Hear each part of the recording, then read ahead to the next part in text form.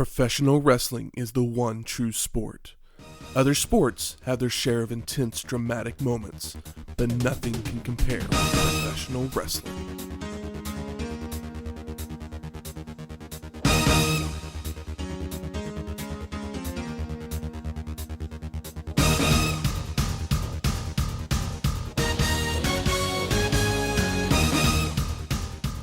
Welcome to Wrestling History X, where two friends get together and talk about the story behind the matches. I'm Matt. And I'm Michael. Welcome to episode 24, Starrcade 1988. True Gritt. With two T's. Is Gritt spelled with two T's? Not usually. I didn't think so. Which is your favorite True Grit? John Wayne or the new one? To be honest, the Coen Brothers one? To be honest, I've never seen the John Wayne one. I never grew up with like John Wayne movies or cowboy movies. I mean, I like westerns, but I've basically watched like your classic like hip guy spaghetti westerns. I never like went back and watched your classic flag waving John Wayne movies. So I don't have an opinion, but I like the Coen Brothers movie. You like the Coen Brothers movie? Yeah, I mean, like, is there any terrible Coen Brothers movies? I don't love all Coen Brothers movies. Like usually for me, it's like every other one. Yeah, we've had this conversation before, but I like, yeah. But they're all worth your time. They're all worth watching. Yeah. The John Wayne one's really good. It's different. Yeah, I mean, I would hope so. The Coen Brothers one is based more on the book. Is it grittier? It is. Is it it might have two T's. Now that I think about it. The Starrcade 88 is the 6th annual Starrcade. Can you believe this is the 6th Starrcade? I know. It's weird they never numbered Starrcade. It's like WrestleMania is the only show that's like ever numbered, right? Pretty much. Everything else is just trying to think of one. I mean, like Wrestle Kingdom and like G1s and like stuff like that. Best Super Juniors. They're numbered, but like as far as big US shows, I don't know. At least WCW shows, right? None of them are numbered. No, right? None of them are numbered. Huh. Well, Clash of the Champions are numbered, as we'll find out later on. Yeah.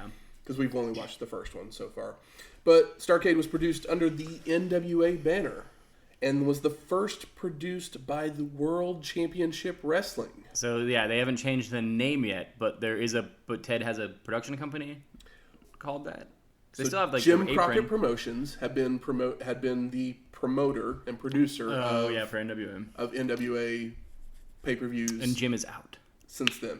And they were on the verge of bankruptcy. Aww. They were airing their weekly television show was called World Championship Wrestling on TBS, Turner Broadcast Systems. Yeah.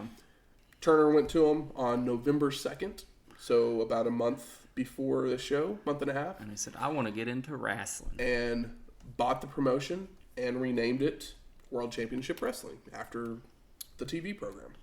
So Starrcade would be the kind of perfect timing for for NWA to become WCW, because this is like right before the rap group NWA drops hard in cultural consciousness. Kind of, yeah. So Starrcade would take place on December 26th, 1988, the day after Christmas, at the Norfolk Scope in Norfolk, Virginia, and drew an attendance of 10,000 people. It's weird to have a show the day after Christmas, because you would think some people are going back home. I don't know.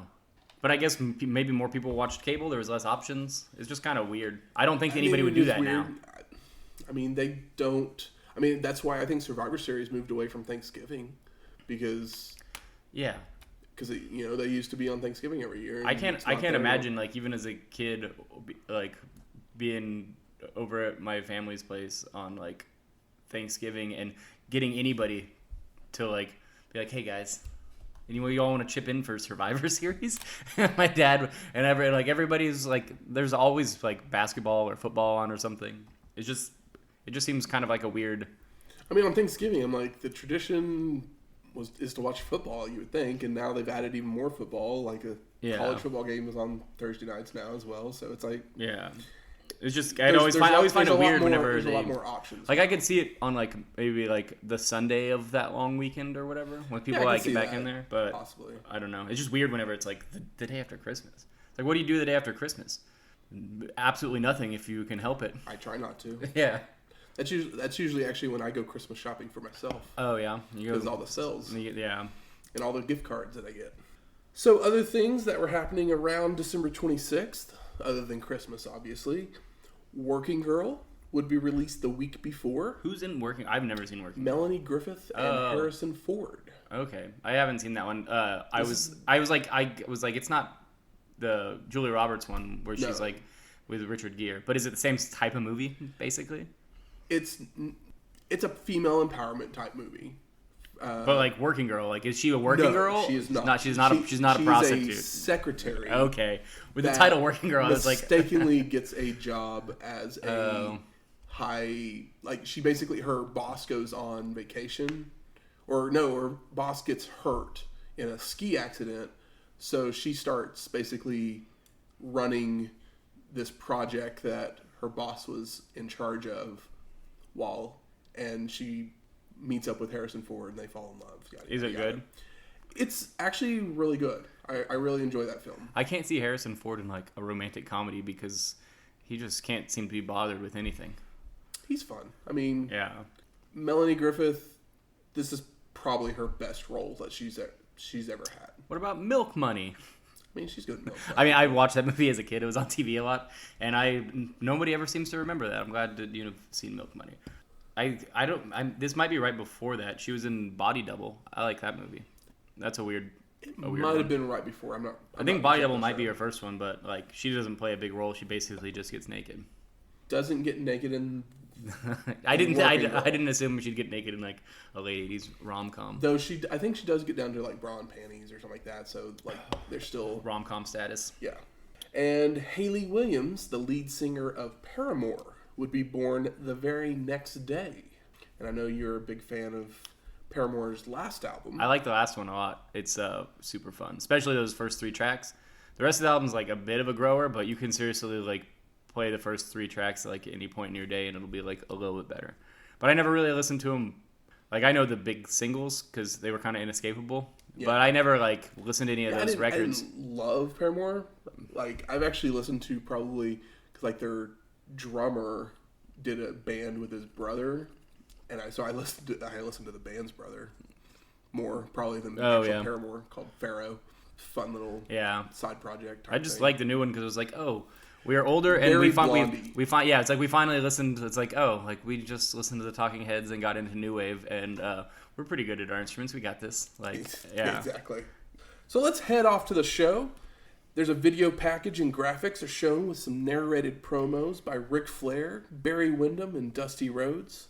The logo flashes on the screen and we go to our live crowd in Norfolk. Tony Schiavone welcomes us to the Super Bowl of professional wrestling, Starrcade 88. And then Magnum TA joins Tony and says he's very excited. And then we head to ringside. So when did TA stop wrestling? When did he start doing this? Is that it was after? I mean, he had his accident like a few years. Oh, before. Okay, yeah. And so he had to quit wrestling. Yeah, he's been on a couple of the last shows. Yeah, he looks great with his hair and his bow tie. He always looks good. He's a good-looking guy. We head to ringside with Jim Ross and Bob Caudle, and I realized while doing my notes for this show that I have made it 13 episodes since the first time we saw Jim Ross, and I have yet to say this. Jim Ross is an NWA, WWE, and Wrestling Observer Newsletter Hall of Famer. And barbecue enthusiast? Very much a barbecue enthusiast. And a really nice guy. I've got to meet him, actually. Oh, yeah. I mean, we live in his home state. That's right. I assume I'm sure he has more than one home. I'm pretty sure, especially during the fall, that he stays as close to Norman as possible since he roams the sidelines for the Sooners every week. Spoiler alert, he does not talk about OU on this show a good amount of times. But I saw that like on like Pro Wrestling Tees or whatever, they had like a Jim Ross barbecue sauce like package. Did you ever go to his restaurant in Norman? No, is it still there? It's not. It was a pretty bad location actually. The ribs were probably some of the best ribs I had ever had. And the barbecue sauce is really good. I feel like we should be able to get that barbecue sauce just at a grocery store around here. I think you can. Really? I'll have to keep an eye I out. mean, I'm not a huge some restaurants or some grocery stores have. I'm not a huge barbecue guy, but I'd be interested in throwing JR a couple bucks for some sauce. Well, Ross and Cottle preview the matches to come, and then we head off to our first match. The Varsity Club, consisting of the Gamesmaster Kevin Sullivan and Dr. Death Steve Williams. Gamesmaster is a bad name. You don't like it? That's my take. That's it. That's all I got. Versus the Fantastics of Bobby Fulton and Tommy Rogers for the NWA United States Tag Team Championship. Varsity's Club's entrance music is so loud. It's like piped in, isn't it? Oh, it's totally piped in. Yeah, it's not. I don't know. I imagine it like I wish that like they could just shill out the money for their songs because like maybe they're coming out to like Inagata Davida and it's like super cool, but I can't tell because it's just like stock jams. Like right now, it's like whatever. Okay, cool. When we get to ECW stuff, those guys had the coolest fucking entrance musics of all time. We all know, it's all Pantera, Metallica, and shit. Exactly, and it rules. And it's all just fake music on the network. I wish that there was like somebody made a I don't know. Go get the DVD. Yeah, I know. No, thank you. But if somebody made like a weird app that just like piped it in your browser, like you know how you can change. There's like a application for like Chrome or something where you can change to what country you're in. So when you sign into Netflix, you get like different choices. I remember doing that years ago, but like I need the application to like pipe in the good tunes back into the network. I need the original music. Yeah. I am. That makes a big difference in a performance art like this. It totally does. But Bob Cottle's talking during the entire entrance. You can't hear it because of this piped-in music. Chances are he didn't say anything funny. Probably not. It's Bob Cottle. He's definitely no... I think Bob Cottle's probably more funny than Tony Schiavone. He's definitely no Jesse Ventura. Nobody is. Right away, Fulton is in the ring and he gives a second rope Fez press to Sullivan before the match really even starts. We see Dr. Death. He's in an OU singlet. Oh, yeah, of course.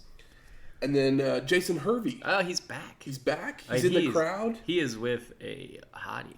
He was with a very good-looking... But it was not No, it wasn't the Playboy. I can't remember her name. The girl from Frankenhooker. Yeah. It wasn't her. Yeah, I was like, damn, he's punching above his weight class because, like, he's not an ugly guy, but I wouldn't put him in, like, top 5. But Jason Hervey, he was the older brother from Wonder Years. That's what most people remember him as. One of the judges from Clash of the Champions. I remember. That's what you might... But he actually becomes an executive producer for WCW. He's about it. Where is he now? And he's a business partner of Eric Bischoff's. Huh. The Herv. Yeah. I think I've heard Bischoff say that. I tried to listen to 83 Weeks for a while, but I just got bored with Bischoff's responses. Yeah, his responses are not fun. Listen to this show, not that show.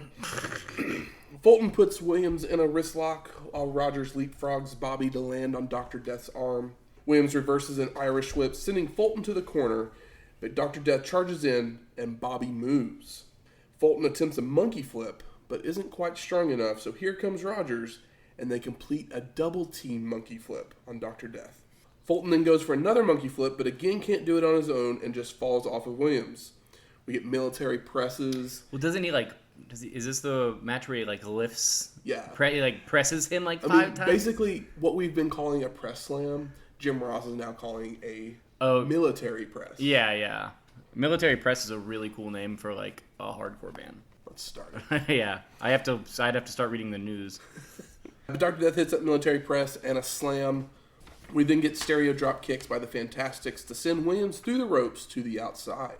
Sullivan jumps in the rings and does something to Rogers to lead them to the outside brawling. And Williams is back in and gives a back body drop but misses an elbow drop on Fulton. Rogers is in with a drop kick, but Dr. Death recovers with a hard right hand, and the Varsity Club hit a double clothesline. Sullivan goes for another clothesline, but Rogers moves, and the Gamesmaster goes over the top rope. Why do they keep saying that Kevin Sullivan is like evil and demented?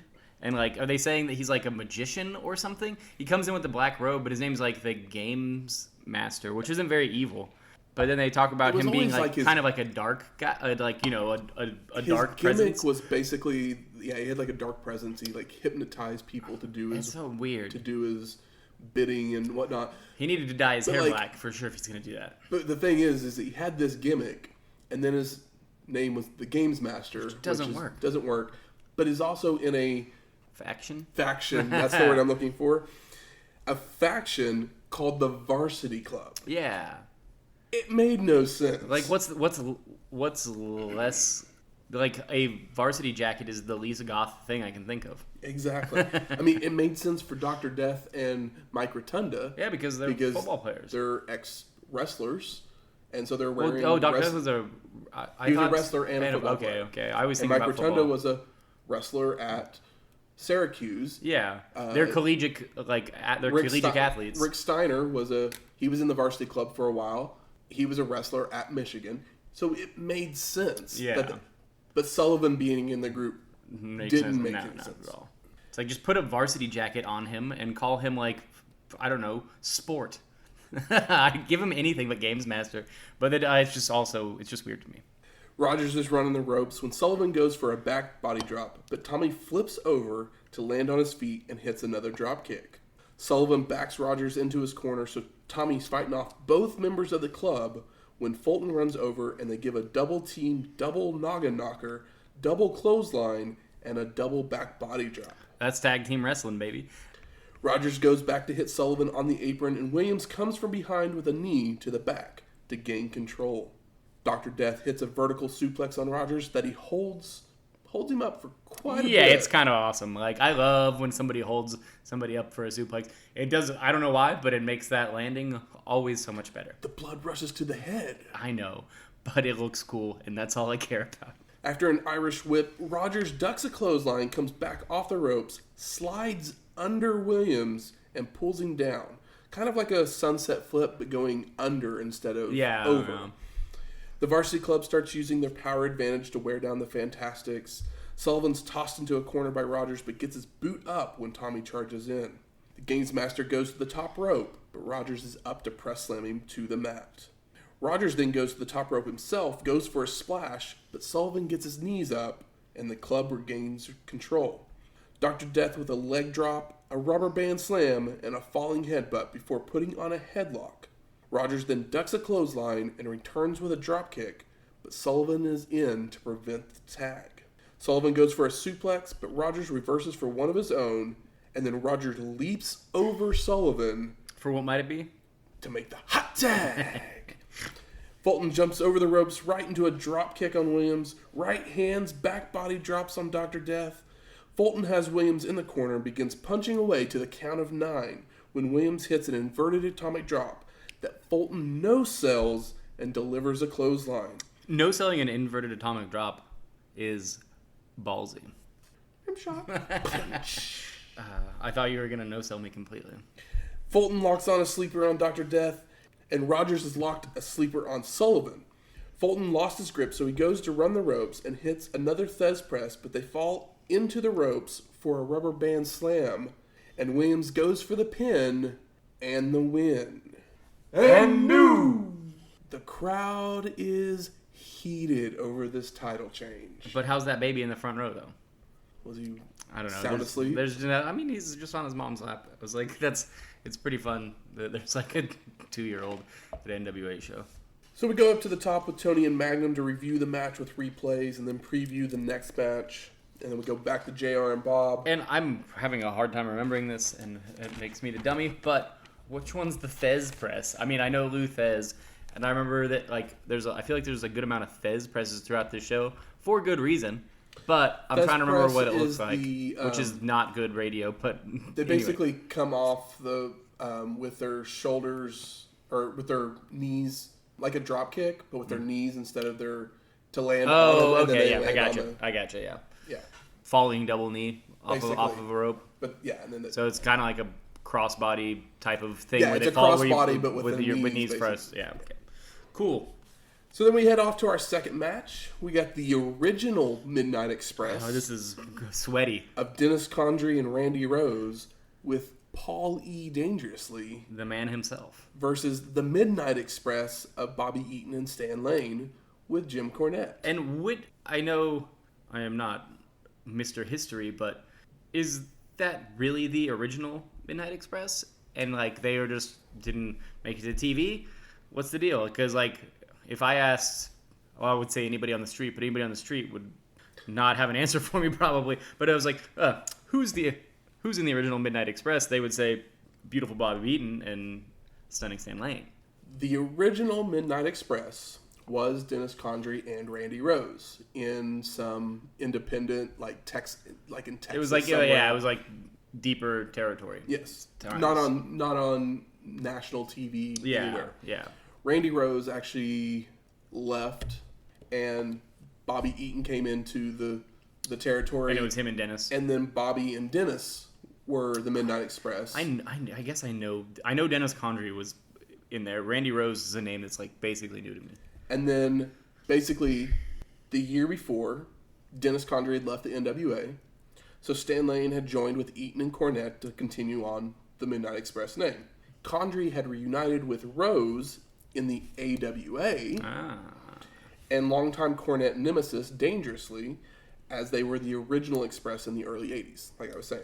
Mm-hmm. And then Condrey and Rhodes and Dangerously came to the NWA and set out to prove that they were the better version of the Midnight Express.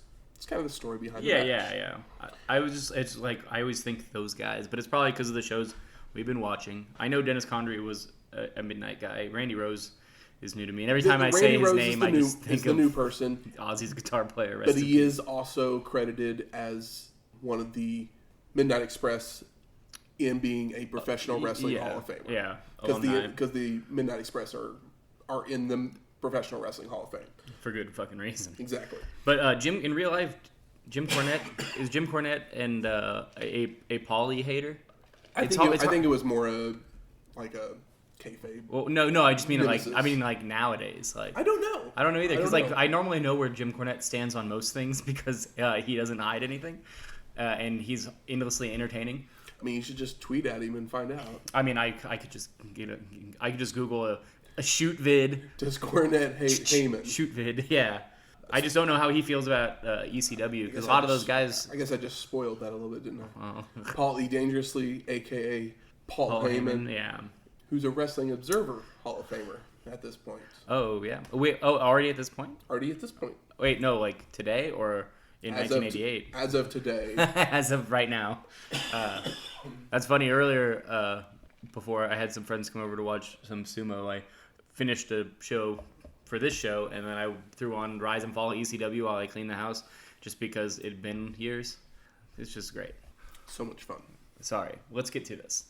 As soon as Eaton and Lane get in the ring, they attack the original Midnight Express, and then Cornette challenges Dangerously to a fight in the middle of the ring. It's so good. And the OME is holding Paul back.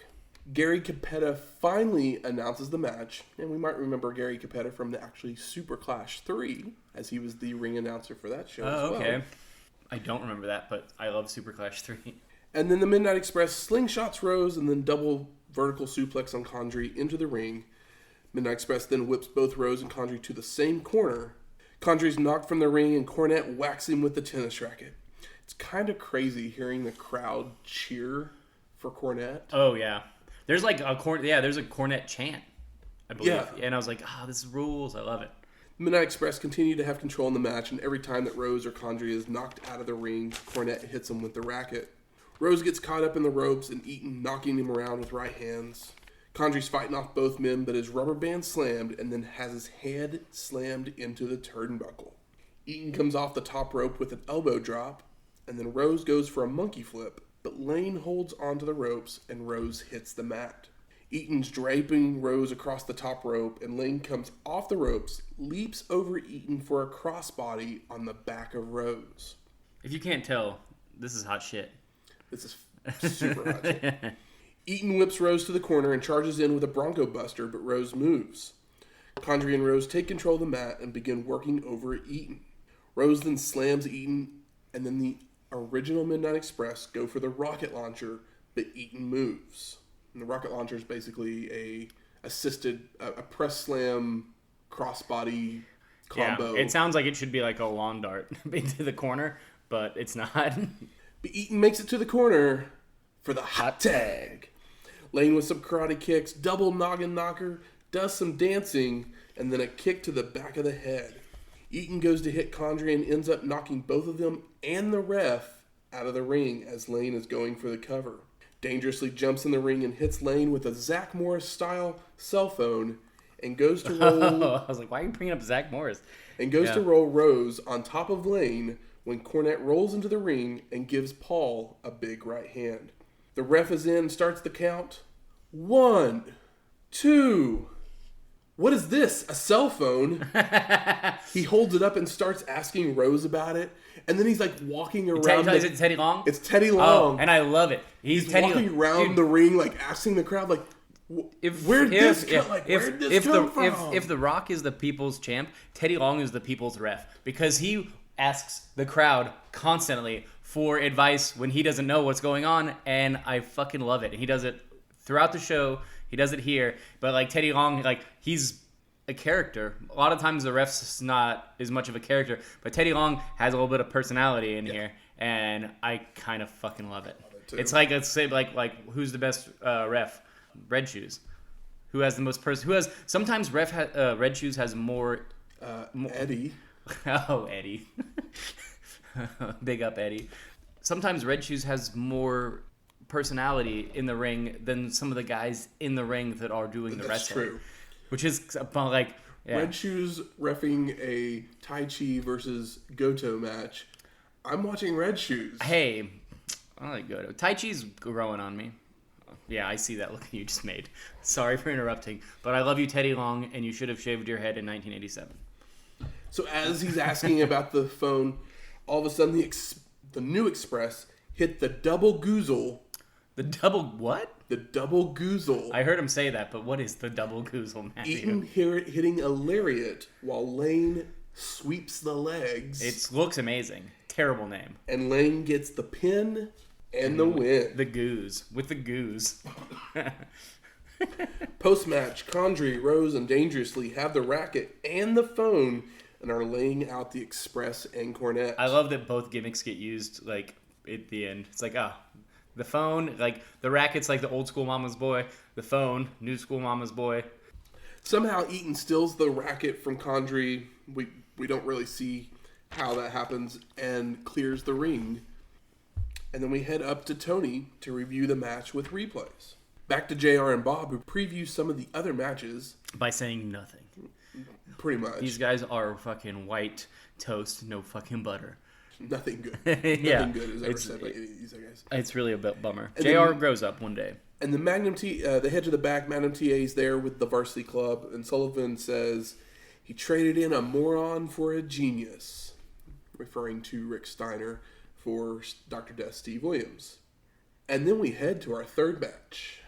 The Russian Assassins, number 1 and number 2, with Paul Jones, versus Junkyard Dog and Ivan Koloff. Them cakes. You told me that we were done with the Junkyard Dog. In the WWF. I know. But it was exciting. You don't grab your cakes here. No, you sure don't. But you bet I was singing it to nobody on my couch as I watched this match. I don't know what else to say. This match. So there's the story behind this match, a little bit of one, was that Ivan Koloff had broken away from Paul Jones' army. Because Ivan Koloff, he's Russian. No. Right? Koloff. He's got CCP on his trunks and shit. But he's going up against the Russian assassins. I know, but like he's like... How does that matter? Is he like... I know, but it's just like it was Paul Jones. Was he part of the Russian assassins? Like... No, he's just the manager. No, like Ivan Koloff. Like, no. He was a heel manager. Like he's face now. But Yeah, he was, but he still got the CC, Yeah, CP he stuff just started teaming up with Nikita again, basically. Yeah. Because this was actually supposed to be Nikita in this match instead of hurt? Junkyard. But Nikita's wife grew very ill. Oh. And so he stepped away from wrestling. Well, I hope she's doing okay. I didn't look to see if she's alive. I don't even know if Nikita Koloff's alive. Nikita Koloff is still alive. Well, I hope his wife or ex-wife is doing fine as well. So earlier in the month, Koloff was beaten down by the Assassins, and JYD made a surprise appearance to make the save. Because he just got let go by the WWF. Well, he left the WWF and went to the NWA. Jones then signed a contract saying he would retire and the Assassins would unmask if they lost. So are these the normal Assassins of ilk, and then now they just are called the Russian Assassins. These are new assassins. I figured they were from when we saw them a long time ago.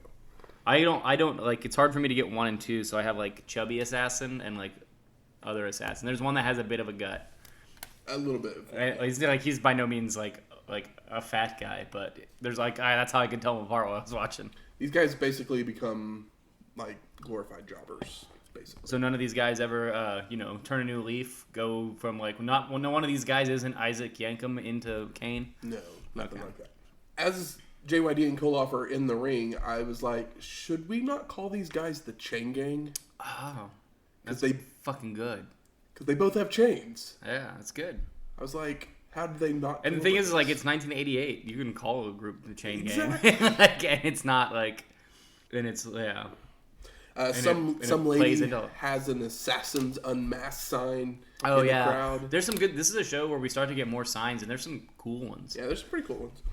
The match starts JYD with some doggy style headbutts, and then throws Assassin 1 through the ropes to the ring post. JYD with a big right hand sends Assassin number 2 over the top rope. I love how he starts with the fucking all 4 headbutts though. JYD goes for a cover, but Paul Jones is there to move Assassin 2's leg under the rope to break the count. And then Koloff hits a second rope Russian sickle to Assassin 2. Ivan with a sunset flip, but the ref never counts as he's busy getting Assassin 1 out of the ring. Koloff then takes Assassin 1 to his corner for what we normally see the partner sticking a boot out. But JYD sticks his head out for the headbutt. CTE? What does that even mean? I love you, dog. The Chain Gang with the double clothesline on Assassin 1 and JYD with a snapmare but misses a falling headbutt. Assassin 1 starts raking the eye and the Assassins take control of the match. The Assassins go for a double team maneuver as Assassin 1 is holding JYD, but Assassin 2 jumps off the ropes with a double axe handle, but the dog moves.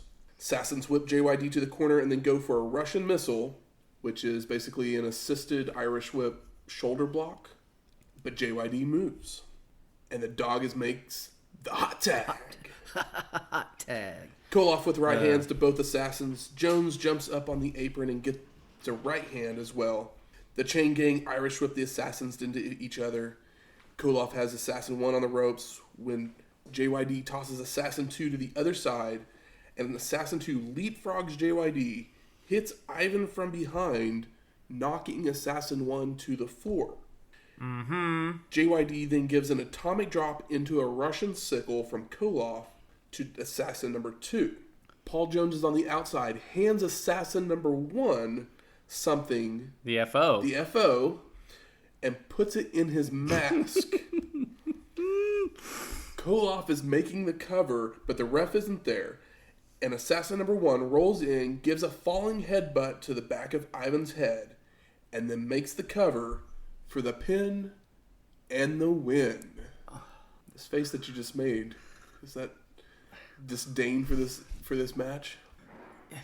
Yeah. Wouldn't... If you had a mask on, let's say you have just not even a cool, like, a Russian assassin mask on. Let's say you just have... a Zorro mask? No, we need something bigger. Just like a regular run-of-the-mill ski mask. Okay. And I gave you, like, what would it even be? Like, maybe, like, a roll of quarters. A roll of quarters, or maybe, like, something more flat. So, like, maybe, like, a sharpening stone. Okay. That works. Why not? And you put it It's foreign. It's an object. Yeah. If you put it in your mask on your forehead and then you hit somebody with it. Would it not hurt you as well? Unless you're a Junkyard dog who does headbutts for a living, and then it would make sense. But in kayfabe, but it still doesn't make it fucking sense because it's going to fucking hurt. Right. But, oh man. I was just like, what in the fuck? Though this match is just like the winners. It's ass. Russian ass. It's a bunch of Russian ass. Sims. Yeah. So JR and Bob review the matches that we've seen, and then we head straight off to our 4th match.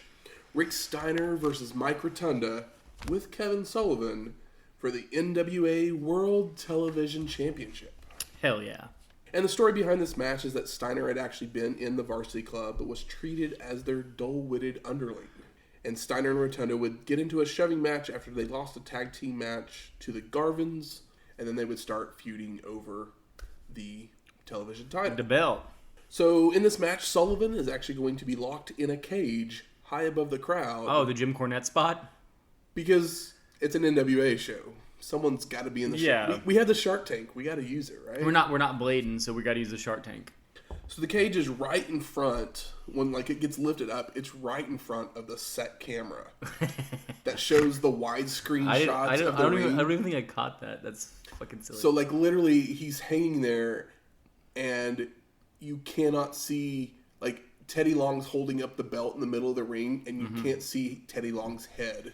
Yeah. Anything above his shoulders, you cannot see. I mean, yeah, it's I see what they wanted it to be in the shot, but it was just not. It should have been off to the side it should have been off or to something. The side, yeah. But I mean, that's whatever. where they had always done it. It was off to the side, and this time they put it right in front. It didn't make any sense. But maybe it's just the way the building worked. I don't know. So the match starts. We get a bunch of right hands from Steiner that sends Rotunda to the outside.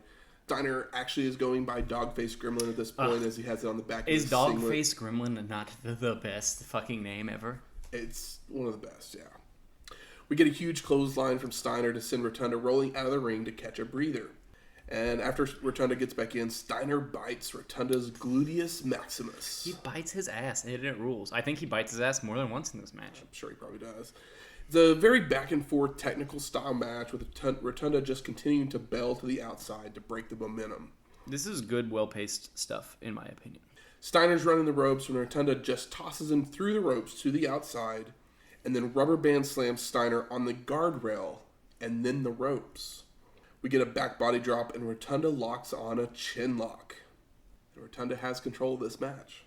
Steiner then hits a sunset flip, but Rotunda kicks out. And then Mike with the Irish whip goes for a drop kick, but Steiner holds onto the ropes. We get a small package for a 2 count by Steiner, followed up by another huge clothesline.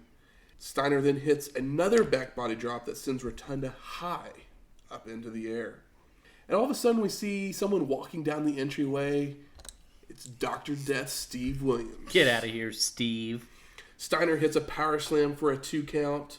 A belly-to-belly suplex, and Rick goes for the cover, and the bell rings. Steiner jumps up celebrating. The ref is finding out what happened. It was Dr. Death who rang the bell. The people operating the cage obviously didn't know what's going on, so they start lowering it. Mm-hmm. The head referee, Tommy Young, is now out and is telling Teddy Long what just transpired. Kevin Sullivan's out of the cage. He's up on the apron. And all of a sudden, Teddy Long restarts the match. And we see Rotunda attack Steiner. Fuck yeah, Teddy. Sullivan grabs Tommy Young when Steiner pushes Rotunda to the ropes and hits Sullivan to the floor. Steiner makes the cover. Both refs make the count for the pin and the win. There's you went through that well, but there is so much happening in this match. There's it's fucking like I said, it's a very technical match, but that's not super entertaining. But there's a lot of extra stuff. JR plays up Rick Steiner being adult by saying that he wanted to say hi to his mom, and then Rick Steiner has basically his hand is, if you did a hand puppet where you don't have a sock on or whatever, and he kisses it. What's that up with? It's painted on his hand. It's basically his friend. It's because he's played as a dumb-witted, dull-witted, which we'll get to. We will get to that shortly, but he kisses it, and then I think he calls it Alex or something, and then Alex or Alice or something. JR makes reference to Kevin Sullivan being having a Norman Bates complex, which I thought was really weird. It's all right, I didn't take JR for. Psycho's a huge movie, so you can't, just because you've seen Psycho doesn't make you a film guy. But yeah, fucking the ass biting, Rick Steiner does some weird dancing at some point in the match. I love his low stance. He's definitely more of a lower wrestler type stance. Yeah. I like this. There's big chance because they're both collegiate guys. So you'll get Syracuse chants, and what was the other school? Michigan. And Michigan chants. Syracuse sucks chants and stuff like that. I love this. But because Steiner made the pin and the win. Mm-hmm. And new! For good fucking reason. So Rick Steiner is now our NWA World Television Champion. We also get Teddy. Teddy asking the crowd.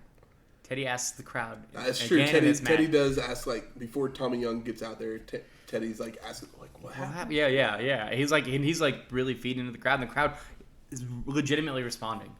It's great.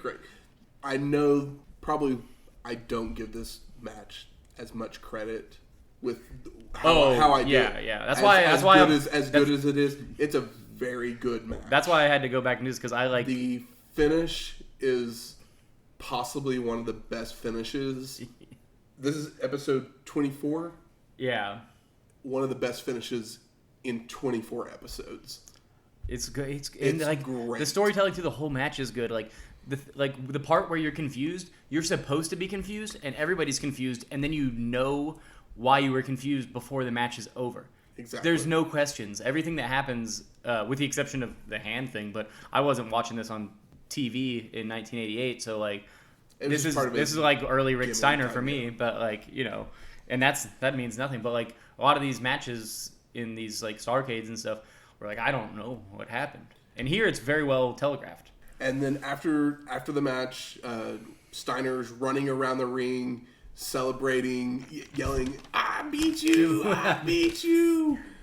And then he runs back to the back with the belt and everything. And we go to Tony and Magnum, who review the match with some replays. And, like, I know early episodes, I complained about replays. These replays are perfect. Yeah, I like replays. They're showing exactly what happened. They got the moments that they need to get. And then we get our fifth match of the night. Bam Bam Bigelow with Sir Oliver Humperdink versus Barry Windham with J.J. Dillon for the NWA United States Heavyweight Championship. So as we've seen, Bam Bam no longer with the WWF either. Yeah. He's actually been doing quite a few tours in Japan at this time, and NWA is trying to bring him in. He didn't stick around the NWA too long, but this is one of the few matches that he does get to. So the champion, Barry Windham, actually doesn't get an entrance here. Bam Bam does. I know, poor Barry. We love Barry. Foreshadowing? I know, Matt. I mean, I guess we all read into that whenever we watch these old shows and current shows and blah, blah, blah. Read into it any time. Because, like, the general rule of thumb is that the champion comes out second. I mean, that's the general rule of thumb. So it's like, why would they telegraph that, though? I guess Bam Bam's hotter. Do they? Because, I mean, we do get a loud Bam Bam chant. He's the beast from the fucking East. Dude, imagine, like, 1988, a guy with head tattoos. Bam Bam looks fucking badass in 1988. He looks badass now. I mean, yeah, but, like, everybody has, like, yeah, people have, like, tattoos now. It's not as, like, taboo. Like, Harley Race's arm tat in, like, fucking, like, the late 70s was badass. And Bam Bam's got a fucking skull tattoo. It's like, kids are out here on Xanax getting face tattoos. More power to them. But, like, Bam Bam's got a full skull fucking tattoo in 1988. And, like, he's still alive, right? Bam Bam's alive. Is he? It's all right. Well, this is where we put in the editor's note. I literally said, he even looks great now. And then I was like yeah. It's like, that wasn't a dead joke. But yeah, it wasn't a dead joke. I literally don't know. But I would just be curious if, like, Bam Bam's the guy with the head tattoo that doesn't, like, Jake the Snake out.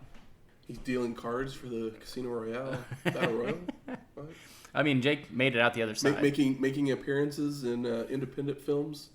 Yeah, Jake the Snake made it out for sure. I don't know how he did it, because I've seen Beyond the Mat. Bam Bam passed away 12 years ago. Oh my god.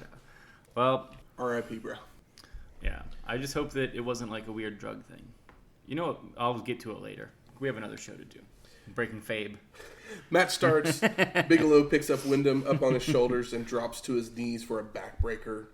Windham hits a back suplex, but Bam Bam's right up, no selling it. Windham firing away with right hands, but Bigelow no-sells them and then press slams Barry. Every time that Bam Bam hits a big move, Windham rolls out of the ring to stall momentum. Of course, it's Bam Bam. Some heel thing to do. It's weird that the guy with the skull tat is the face, and the handsome blonde man is not. So Bigelow has Windham in the corner and is giving the 5 count of punches.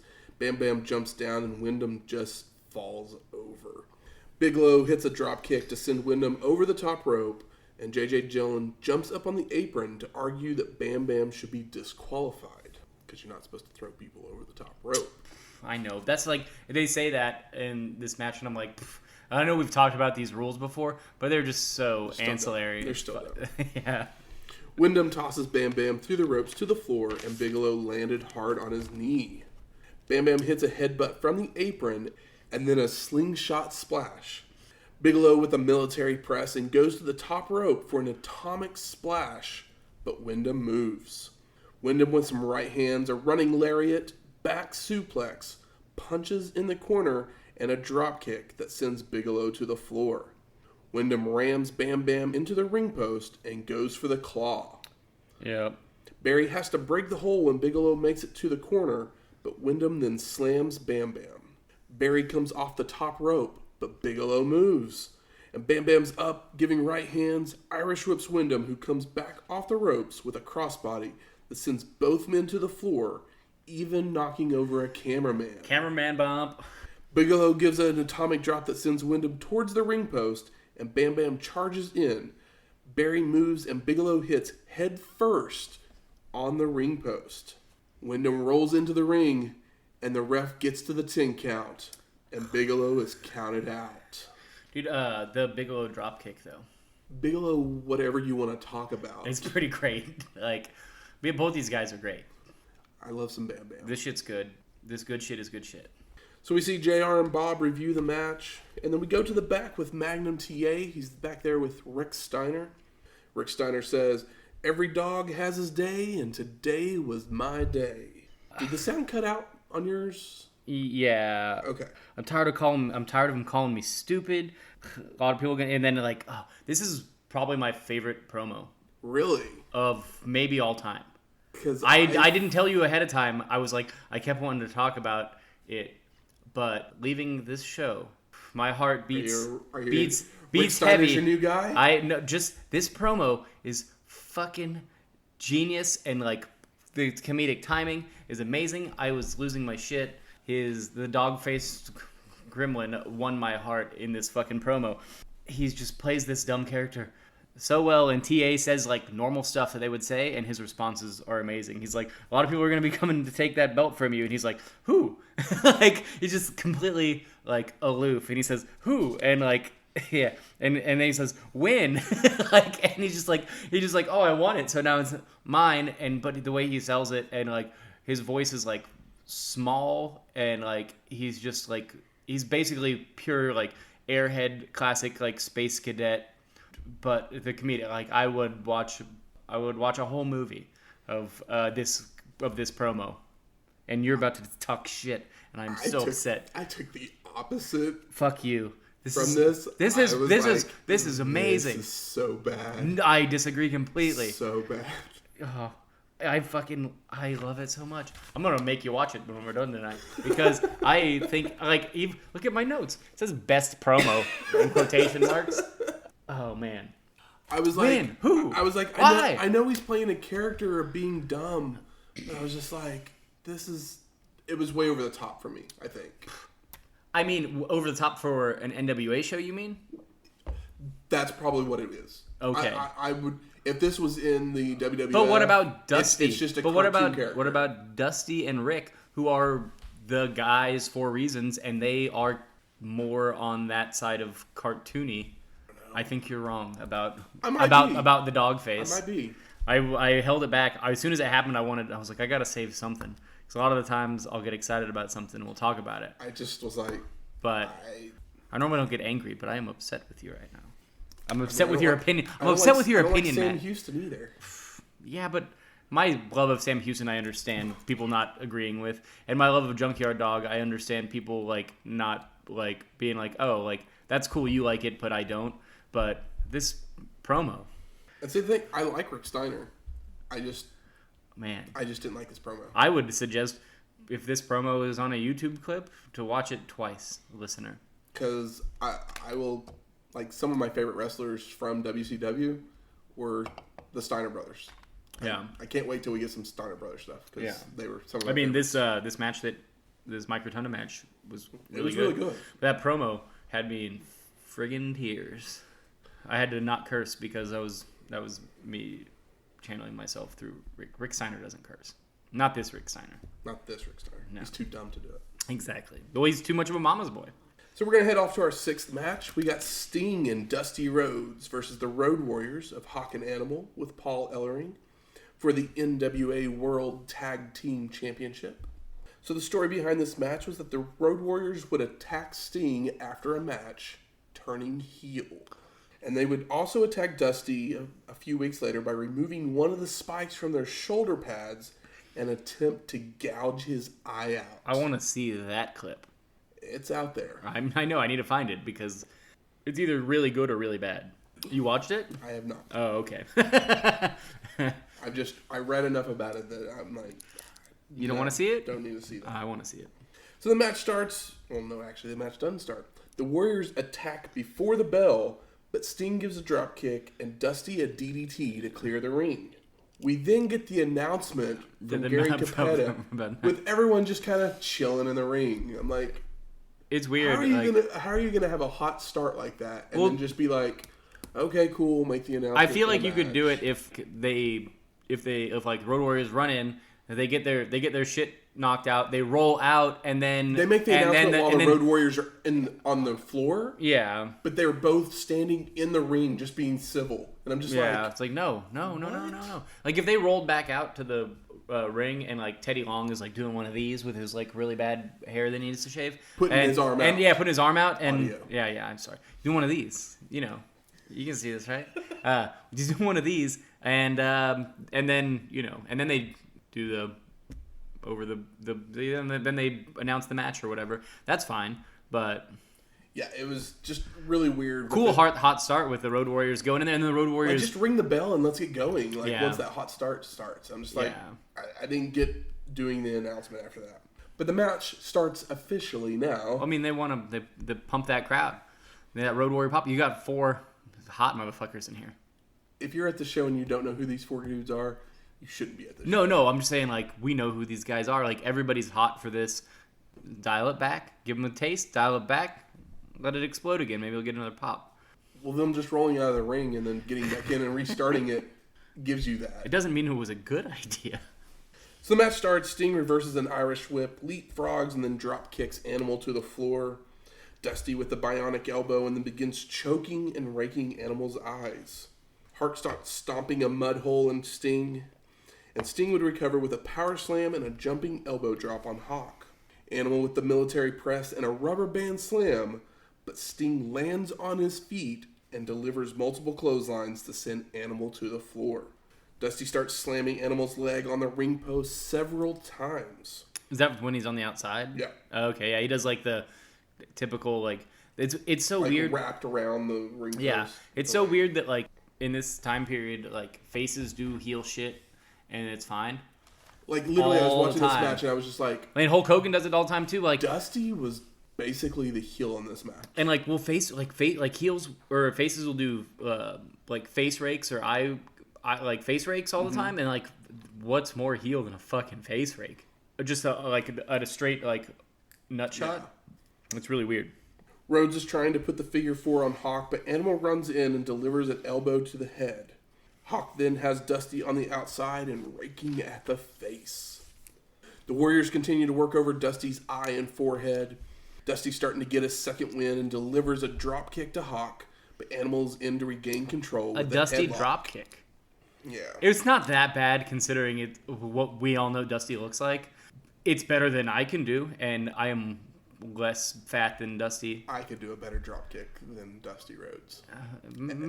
Matt's a big guy, but I've seen you on your feet, and it's kind of impressive. But I don't know. I don't think that I could.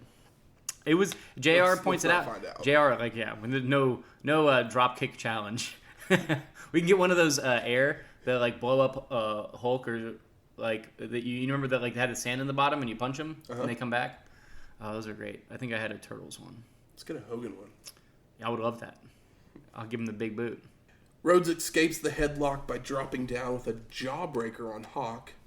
and finally makes it to the corner for the hot tag.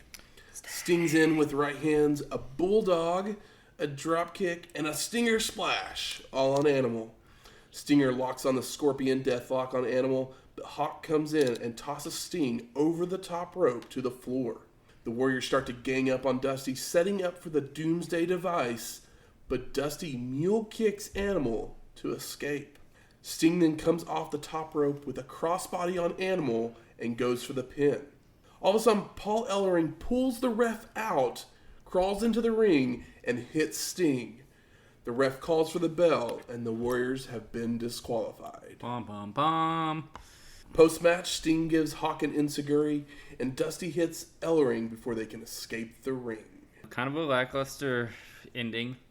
A lot of hot guys, not the hottest match, but there's some good spots. I mean, this match is what you call Sting's the hottest face in the company. Mm-hmm.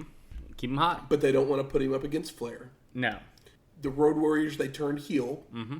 So they're like, we'll put Sting. Well, the Road Warriors get a very mixed pop because they were like Road Warriors. Quotations heel. It made no sense for them too because they were literally probably the second biggest.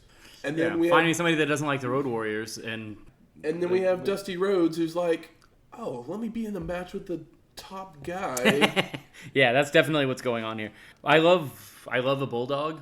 I love bulldogs all the time, and it was really great to see a Sting bulldog. I really like Sting's nice yell, and I like their matching gear. They're both wearing like white and blue, and Sting's got the blue face paint. There's some good stuff in here, but it's by no means a classic. No, definitely not. So we're going to go up to Tony and Magnum to review the match with some replay, and then they preview the next match. And then they go back to JR and Bob, and they continue to preview the next match, which is our 7th match of the night. Lex Luger versus Ric Flair with J.J. Dillon for the NWA World Heavyweight Championship. I'm still mad about your opinion. Rick Steiner's promo is so good. So the stipulation in this match is that the title could change hands if Flair was disqualified. It's kind of like anti-cage match.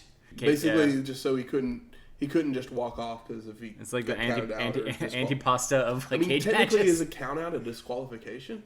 Yeah, all right. He would have lost the belt. They specifically said disqualification, so I think they were trying to keep him from cheating. Yeah. But technically, a count out, I think he probably would have kept the belt. But they're not. So he could just like bound bones out. They're not going to book the match. It's like Sting can get counted out, but Ric Flair can't. Exactly. And it's like he's already working at a handicap. We see a sign. I'm sorry. I said Sting. I meant Lex Luger. The total package. Yeah. We see a sign in the crowd, which is probably my favorite sign from the entire night. That says the Four Horsemen one.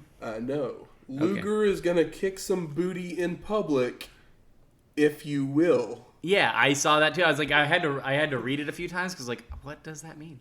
What is the if you will? I have no clue. Is that a famous? It makes no sense. Is that a famous like Lex Luger line? If you will, like Lex Luger doesn't even look like he can talk. I don't want to hear him talk. So we get a woo. We sure do. Some styling and right off the bat early on. Luger hits a clothesline that sends Flair over the top rope. Lex posing in the ring, taunting Flair. Oh, hey, look, it's Luthez. He's up in the crowd. Oh, yeah. Flair's running the ropes. Luger with a leapfrog catches Rick with a power slam. Lex then tosses Flair to the ropes and lifts him up with a press slam. Luger tosses Flair into the turnbuckle, shoulder first, but Rick retaliates with a chop, but Lex just asks for more. I love me some big boy no-selling, like Bam Bam's no-selling. Flair rolls out of the ring, but Luger gives chase, but the ref gets in the way, telling them to take it to the ring. Good job, ref. It's not Teddy, though. Lex again sends Flair shoulder first into the turnbuckle and then locks on a hammerlock. And after a Luger hip toss, Flair rakes the eyes, starts chopping away, but Lex no-sells them. Flair again rolls out of the ring, and Luger is after him, throwing Rick into the ring post. JR starts bringing up the history of Flair at Starrcades, bringing up 1983 and Gene Kiniski. But literally, JR bringing up Gene Kiniski made my blood boil for a few minutes. Why? Starrcade 83 and his stupid ass reffing in the main event between Race and Flair still pisses me off. What did he do? We get the crossbody, the sloppy crossbody for the win, but what did he do? Just like the whole checking of the shoulders thing. Yeah. It was the worst. I was like... I forgot his name. You were mad about it. I get it. So blood boiling over. Almost as mad as I am for you about having a bad opinion about Rick Steiner. I think I was more mad. Flair's running the ropes. Luger with a leapfrog goes for a clothesline, but Rick ducks. Lex comes back with a second attempt to knock Flair down. Luger then hits a vertical suplex to bring Flair in from the apron. Lex tries for a jumping elbow drop, but Rick moves. Flair takes control with some kicks, a chop, and then tosses Luger through the ropes to the floor. And Rick slams Lex's head against a guardrail a couple of times, along with more chops and punches on the outside. Yeah, the guardrail stuff it's fun. It's like, yeah, you don't see a whole lot of that at this time. No. I was not in these shows. I was totally expecting... It's not Abdullah the Butcher match or whatever. For someone to bleed. Yeah. Because we hadn't seen any blood so far in this show. Yeah. The WCW, knowing that it was a WCW promotion, I was like, oh, production. Like, also, we've only had one Abby match, right? I think we had a couple. Maybe two. Through our days. Yeah. He was kind of on the outs whenever... by the time we started. So once back in the ring, Flair with a snapmare and a running knee drop and a jumping double stomp right on the chest of Luger. I know, it's fucking great. Flair's chopping and punching away, but Lex again no-sells it and fires back with punches of his own before locking on a sleeper. Flair escapes with a side suplex and both men are down. Flair then hits another snapmare, goes for the figure four, but Lex rolls Rick up with a small package for a 2 count. Flair heads to the top rope, but Luger meets him and hits a superplex for a 2 count. Lex then locks the figure four onto the champion. Flair seems to have grabbed the rope here to break the hold, but the ref kicks his hands away? Yeah. I wasn't quite sure I guess exactly. It's like, what is that cheating? It's like, no, that's part of the rules, right? Yeah, that's what I thought too. I didn't quite understand. Like, maybe they were just like trying to nail in the fact that like the Flair DQ thing, trying to remind you, but it doesn't work when that's not how I view the rules. So Flair finally pulls himself close enough to fully wrap his arms around the ropes, and the hold is broken. Luger's punching away at Rick in the corner, and the ref's trying to move him when Lex accidentally elbows him in the face. Rick rakes Luger's eyes and throws him over the top rope, which would have been a DQ if the ref had been there. God, I hate that stupid rule. It makes no sense. When I watch these shows, that rule means nothing to me unless JR or like Tony Schiavone says it. Lex jumps back up and hits a top rope crossbody to make a cover, but the ref is still recovering, so only a 2 count. Luger then pulls Rick over for a backslide pin attempt, 2 count. Luger has Flair in the corner for a 10 count of punches before tossing him to the opposite corner for the Flair flip. The Rick doesn't make it over, so he has to crawl to the apron. Well, no, like, yeah, it's kind of amazing. And I was like, I don't think it's planned, but honestly, it adds to the match. Yeah, it looks good. Because, like, you know, he gets thrown into the turnbuckle and then he, like, flops over to the apron. But, like, this, he, like, does the flop, but instead he just, like, it looks fucking real. Because it is real. He does a back bump. Yeah, he basically, he, like, basically hits it and, like, tries to go to the outside, but, like, somehow falls back into the ring. And it looks fucking nasty, and it really adds to the drama, in my opinion. I think it was nice. I liked it. Lex hits another vertical suplex, but again, only a 2 count. Luger catches Flair with a press slam, power slam, and calls for the torture rack. Matt's favorite. J.J. Dillon jumps on the apron, and Lex goes to grab him while Flair rolls out of the ring. Luger lets Dillon go and starts to go after Flair, but Rick pulls his feet out from under him. Now, Dillon has the ref distracted in one corner, so Flair grabs a chair and hits it right across Luger's knee. It's good shit. Good shit. Lex is writhing in pain, and Flair starts working over the knee. We get a bleep from Luger. We do get a expletive that we don't know exactly what it was. A running knee drop and the figure four from Flair. The crowd is chanting for Luger, and Lex turns the figure four over to reverse the pain, and Flair releases the hold. Dude, Reverse the Pain is a very good band name too. If you're gonna play like ignorant hardcore. Flair is climbing the top rope, but Luger press slams him to the mat. Rick tosses Lex to the floor, but he jumps back up on the apron immediately, So Flair tries to rubber band slam him to no avail. Lex Irish whips Flair into a military press. Flair then tosses Luger out of the ring again, but Lex comes back in with a sunset flip for a 2 count. Rick hits a running forearm, but Luger no-sells it. Lex again with 10 punches in the corner. Those 10 punches are hot in 88 and 89. Irish rips Flair to the opposite corner and follows with a clothesline. Luger then hits a power slam and lifts Rick up for the torture rack. Lex has him up, but his knee buckles. From that chair shot, fucking good. Flair lands on top of him, gets his feet up on the ropes for leverage, for the pin, and the win. It's good shit, right? So good. It's good shit. What is the deal with Ric Flair having because this match it has a time limit. I don't remember exactly what it was. I think it's I think it was 60 minutes. Oh, was it? Yeah. I think they went over 30. I think it was less than that. I think it was 40 or 45. It might have been 45, but it went over 30. I have it 45. So because it was 45 and we had that Sting Ric Flair match that was amazing, but with time limit draw, I thought maybe that would happen here. So when it didn't happen, I was legit pumped because I kind of low-key expected that based off of the whole reason we're doing this we haven't had a draw this show yet. Yeah, and the whole it's late 80s, maybe Rick doesn't want to go over. Honestly, Rick's body looks better here than in a lot of other shows we've watched. Yeah. I noticed that Rick looked good. I mean, nobody looks good next to fucking Luger. Totally. But Rick looks good compared to past Ricks. But I had an inkling of that happening because it's 45 minutes, 60 minutes. They're not going to go 60 minutes. I'm watching this on the internet. I know how long the show is. But I thought, so when it didn't go that way, that was great. But why is it that Ric Flair, paired with the right guy, can do fucking magic like this? Ric Flair is... He's the best. He can carry anyone. I feel the thing is he's not nearly as technically proficient as some other guys. He's just a fucking amazing director. Because he sells. You know what I mean? He sells for everyone. Yeah, That's the thing. He's just a director. He's just do what I tell you to do, and feed into what I give you, and it's fucking good. So we get Tony reviewing the match with replays, and then JR and Bob review the match as well. And while they're talking, you hear Gary Capetta in the background say something about a bunkhouse stampede. Yeah, they're this is the last match on the pay-per-view, but they're obviously about to have a bunkhouse match. It was a dark match. Yeah. But you can hear it over the thing clearly. Junkyard Dog ended up winning. Hell yeah. Love you, Jay.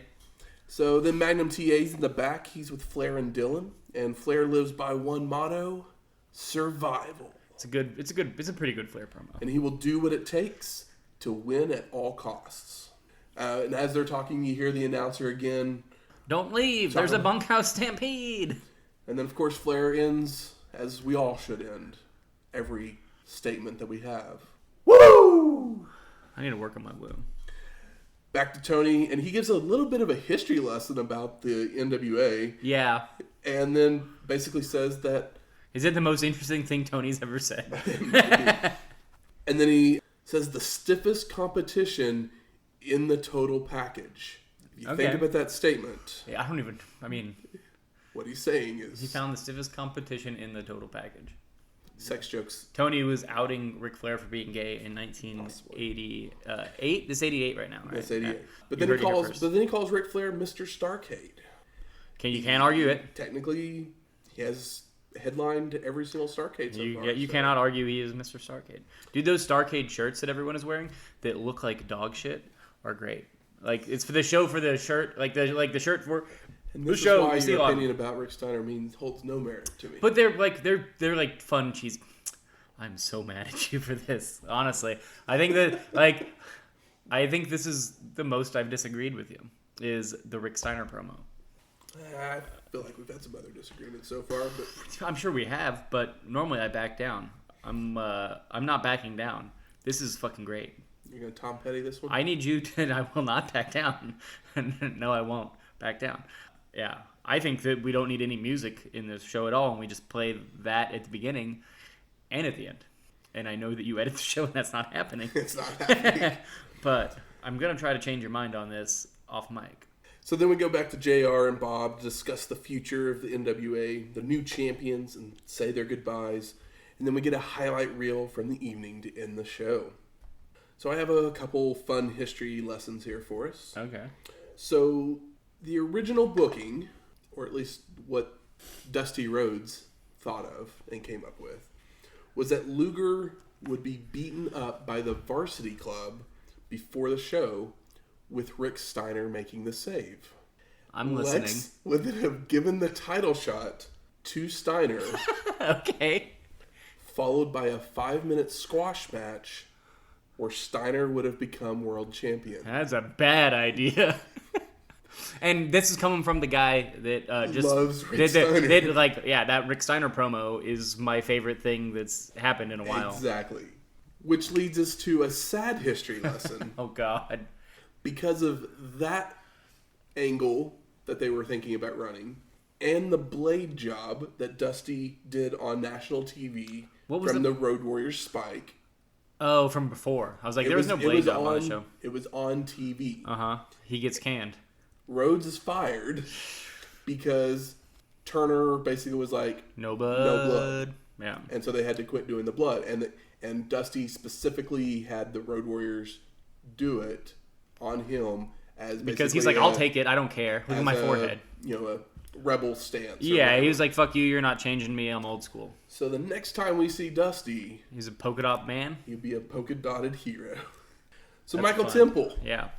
Overall thoughts of Starrcade 88. There's some good stuff in this show. Rick Steiner match, Rick Steiner promo. This last match is, if you're going to watch a match on this show, you watch this last match. The opening tag was fine. I feel like this whole show is just tag matches. Literally, one of my notes is I would have changed the show order. Yes. So that there wouldn't have been three tag matches back. 3 tag matches in a row is a bad idea. But, like... If anything I've ever learned from Vince McMahon, one of the things that I've heard him say is never put 2 tag matches back to back. I agree completely. And it's a great idea. Unless you're... Especially after watching this. Yeah, depending on your style of promotion, New Japan does, the undercard, but we all know what that is, so it's different. Yeah, it's completely different. Like, everybody knows that what this is. But I would say that the, last match, you gotta watch it. Yeah. Have to watch it. It's great. The Varsity Club Fantastic match is pretty good, but the Midnight versus Midnight is better. And the only other good thing is the Rick Steiner match. So I say there's 3 very good matches worth your time on the show.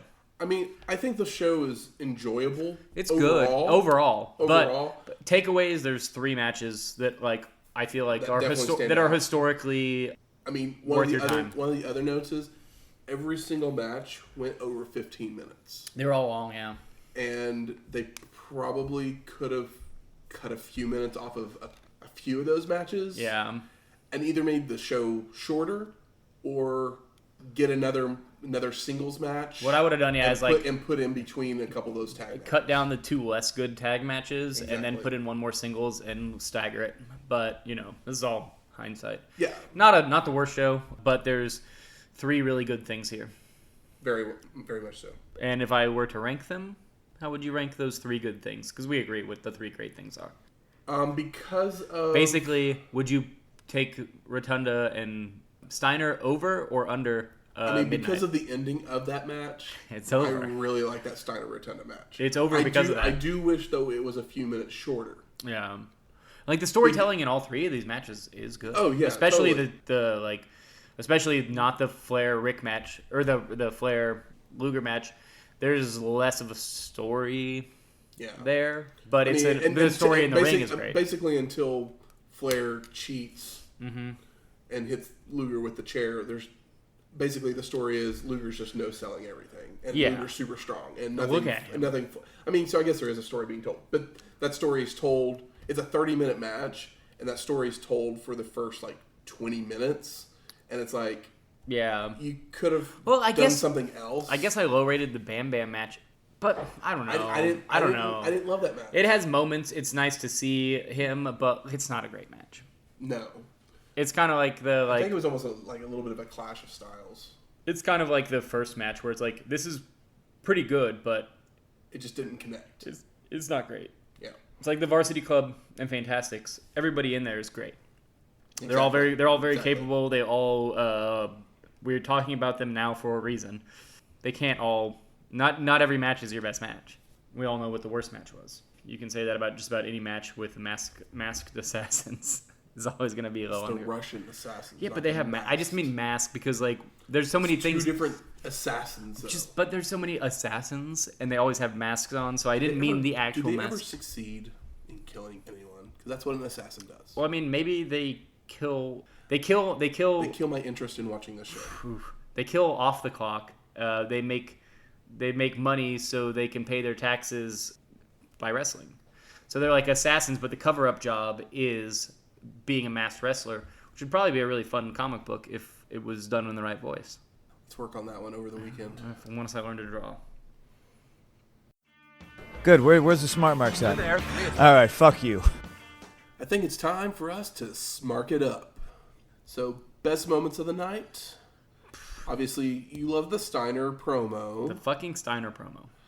I mean, I've said it earlier. The ending of the Steiner Rotunda match is one of my it was really good favorite moments. The two refs counting at the same time. That was so good. It's really fucked up that I was surprised that I knew what was going on because as soon as the bell rang, the match had not ended. I was like, oh my god, and I like checked out for a split second where I was like, another one of these. But then they brought me right back in and like, gave me a finish that I understood, and I was like, what? I popped because they subverted my expectation. Teddy Long with the cell phone. Teddy Long, just in general, is a high point for me on the show. A lot of these shows, we'll see that Teddy Long's a high point. Yeah. Luger and Flair. Amazing. It's a great match. It's not as good Luger's as never amazing in the ring. This is probably one of his best. But this is performances. probably one of the best performances. I would say that this is this isn't quite 45-minute draw, Sting and Flair, but it's not too far underneath it. Yeah, it's up there. It's up there for the Flair matches that we have seen so far. Definitely. How about disappointing? What was disappointing on this show? The Junkyard match sucked. Tony Schiavone fucking sucks. Fucking Bob Caudle fucking sucks. What did Tony Schiavone do this show? Nothing, and that's the problem. What did any of them do this show? Nothing, and that's the problem. Just because they're not Gorilla and Well, Jesse? I mean, I get it that they're like calling it more original, style. but even like sports, like baseball is more fucking interestingly called, and it's fucking baseball. You know, Schiavone does baseball. Fucking cool. Jesus. I don't know. I feel like that I love the NWA, like, you know, realism or whatever, but I just find Tony Schiavone and Bob Caudle, it's like they need to be separated. They shouldn't be on the same team. I mean, there's no colorful commentary. There's none at all. It's two fucking play-by-play guys. There's nobody being with Gorilla and Jesse. Gorilla's the straight man completely, and Jesse just gets to kind of. But Gorilla's not even. Gorilla is basically Jesse Ventura compared to these guys. Like Gorilla still has an opinion and still says funny stuff and like still interacts in an interesting way. Where these guys, either one of them could do it by themselves to the point where like neither of them are really necessary. It's like one or the other. We don't really need both. No, definitely not. Which is kind of weird. But, I mean, we've talked about this, and it's fine. It's whatever. It's the style. So it's not really a low point. It's just that it kind of makes it harder for me to enjoy some of these shows whenever you get into the less interesting matches. I mean, I think I was disappointed in the Bam Bam Windham match a little bit. It was quick. Like I said, I think there was maybe a little bit of a clash of styles. It just didn't connect. It did good. It was good for putting Bam Bam over. And I think that's all it needed to do, and it did that. But I mean, it furthered the feud between Windham and Bam Bam. Which was obviously because they were trying to build Bam Bam up because they really wanted him to stay and be a big star. Basically. Why would you not? Exactly. Disappointing that Dusty Rhodes inserted himself into because he wanted to be in a match with Sting, basically. Yeah, I mean, he's a douche, but we love him. He's a lovable douche. He's a lovable douche. Best performer of the night. Oh, that's kind of... I mean, Teddy Long. Teddy Long definitely gets the, not runner-up, the honorable mention. But it would be, I mean, Ric Flair, Lex Luger, like, right? Like, Yeah, totally. I mean, like, who, like Steiner and Rotunda were good. Well, I'm going to go ahead and move on to most surprising, because I think we're in agreement on best performer. Most surprising, that Steiner Rotunda match was as good as it was. Yeah, I wasn't ready for it to be that when good. it started, I was just kind of like, oh, okay. It won. It won me over slowly over time, yeah, and it like really built. Because it built well. Uh-huh. I do still wish that it was probably a couple minutes shorter. Yeah, I agree. Because there was a little bit of a lull at the very beginning. Yeah.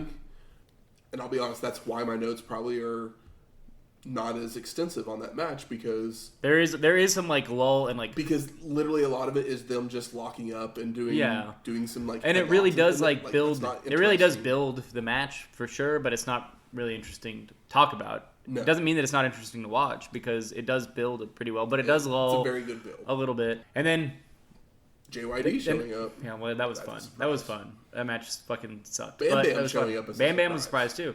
But the U.S. or is it TV champ match, the Rotunda, like, it was very good. It won me over. I was surprised, but then I got my favorite promo of all time, which we're playing right now. That's not going to happen. No, fuck you, Matt.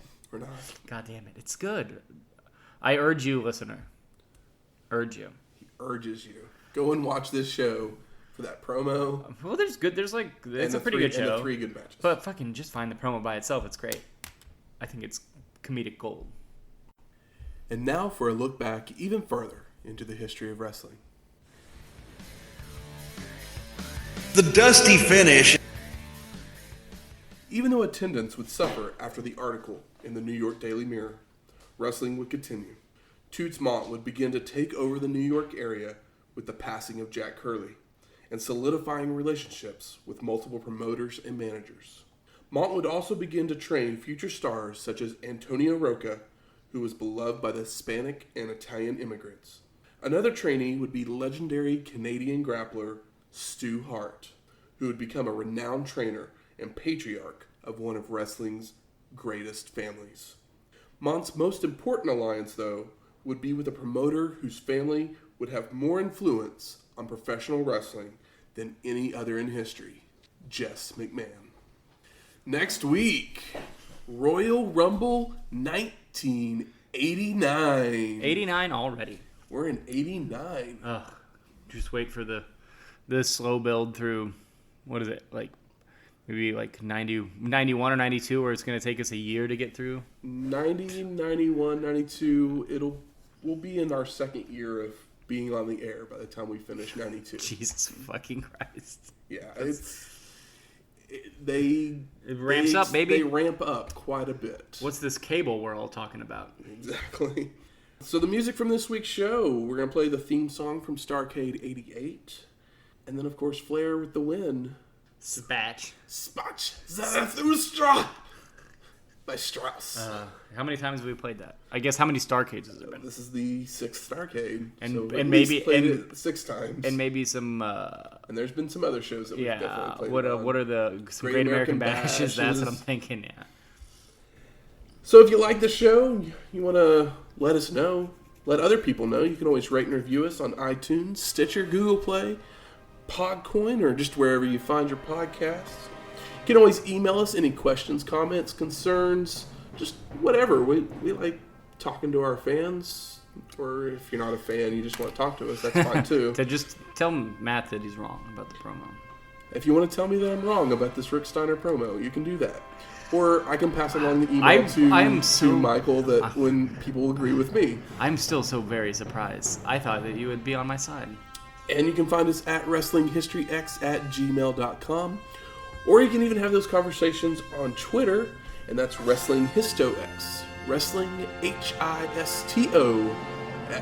Forget the Y. And R. Okay. Stupid letters that they don't let you use on Twitter. I was trying to come up with like a tag, but it was on the fly, and I messed up. Pretty much. I can't spell. We'll talk to you next week.